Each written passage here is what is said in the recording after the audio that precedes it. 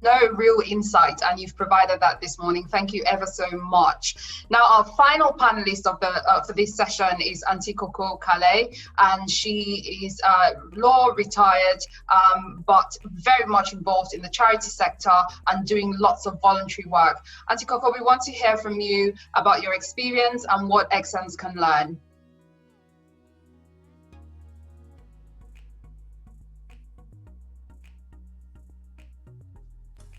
I can see you. You're on mute. And now I can hear you. Go for it. Okay. Thank you very much, Karen. I think I've had quite a lot of important people speaking before me. So I am Kokovi Bodilosin Kale, and I've been described as having read law, a volunteer, a charity worker, and perhaps I may add to that, I just recently completed a PG certificate in international development, project management. But I would like to describe myself more like a busybody because I do so many things. And I think I want to acknowledge our guest speaker, Clementine Queta, who was a class ahead of me, and most important, from what she said, we come from Victoria, a place where we have formidable women, brought up by formidable women. So we face life and see it as a challenge. So that's who I am. How did I get here? Well, many of you would know that I lost my very dearest friend and husband a few years ago, and that changed my dynamic in life and left me in a very deep valley. What did I learn from it? Not anything that I'd studied in law, because I worked for the local authority as an advocate. I dealt with a lot of people at the bottom end of society, social security. And I currently sit on panels for social security, specifically disability. In a deep valley, when you're there, I would again borrow from Dr. Kaluba yesterday. Life does these things to you. And when you're placed in the valley, there is only one way up. You need to be able to find a way to start rebuilding. So what did I learn from my experience in which I found myself? On a spiritual level, when God prepares a table before you in the presence of a whole wide world, I believe he also anoints your head with oil. And what did I learn? I learned through the process to cope with critical illness, and specifically cancer of a loved one, and how to manage that storm of life in a very vicious world, and how to, thirdly, to embark upon rebuilding yourself to face the future. That's just a little background, but I was intrigued when I heard Mrs. Irene Shupo say, when she was bringing up children, I said to her, don't worry, you will be all right. And how do I get to this position? I have got to this position by experiencing these things. And when I experience difficulties, I learn from them.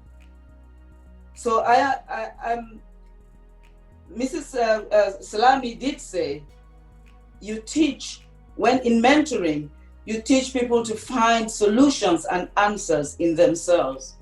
And I think one of my greatest strengths is to help people to find solutions.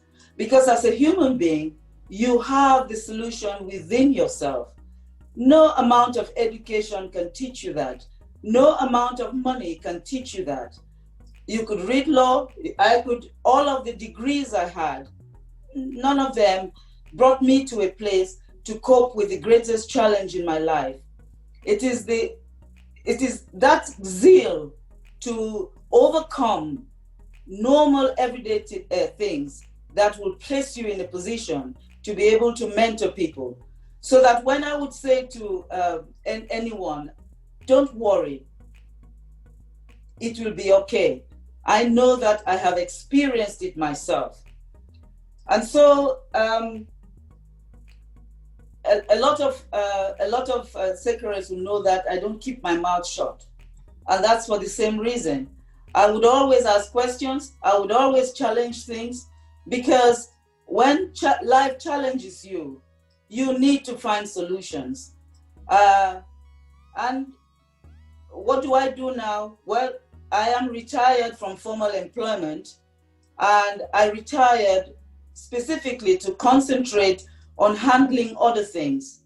So I am that busybody, you could call, and to move forward, I look at situations, anything that happens.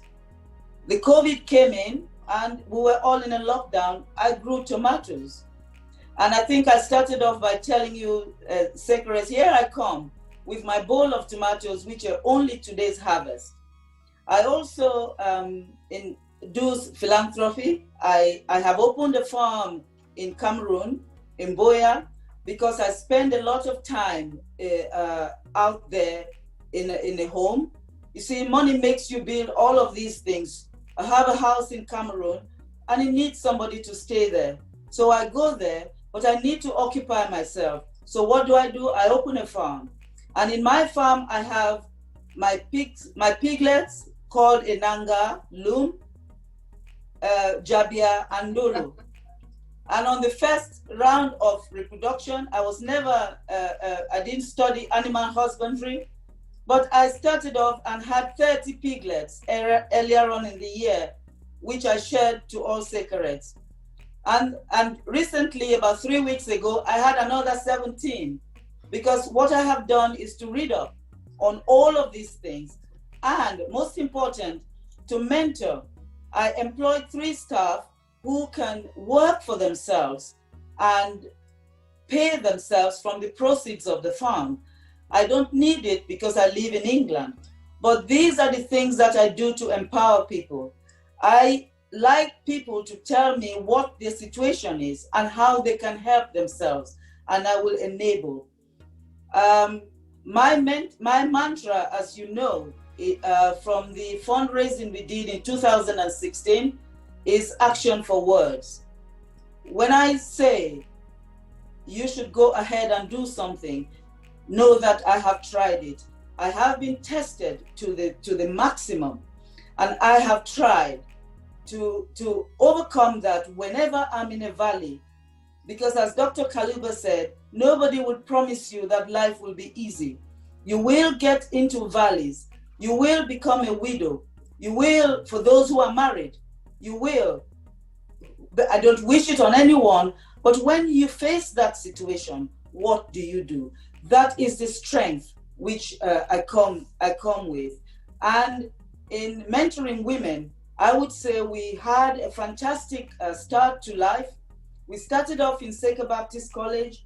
We learned some of the values that will enable you to grow. We learned to rely on each other. We learned to support each other. We learned to live as a community and look out for each other. That is the strength that I think we have, which we should share.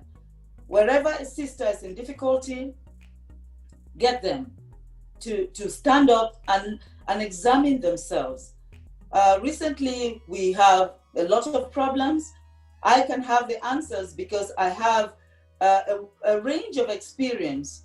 I have worked with a lot of people. I know a lot of people, and there's a network which, if I don't know the answer, I can always call on someone who would know. Yeah. And so I say, when my table was set, God anointed my head with oil, and I can say today that my cup runs over. Amazing. Because 6 years onwards, I have been able, in the presence of all of you, to grow. I noticed everybody, or everything that was said, I know. Every comments that were made, I know. But you don't always throw stones at every barking dog that you see along the way. For those who were able to learn from me, they came, and I will tell you directly what it is and how you are able to cope with life after huge, huge challenges. But if you have to be a blessing to others, then I think we have to start by living a life that is supportive of each other, accepting that these challenges will be in life, and face the future with courage as women. Thank you very much.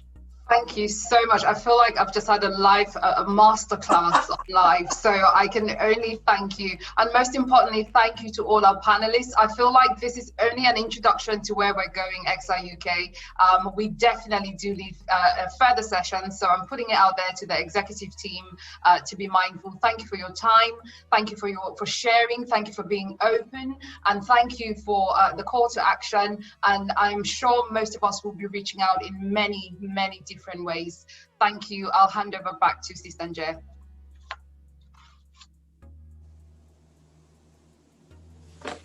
You probably meant Sister Irene.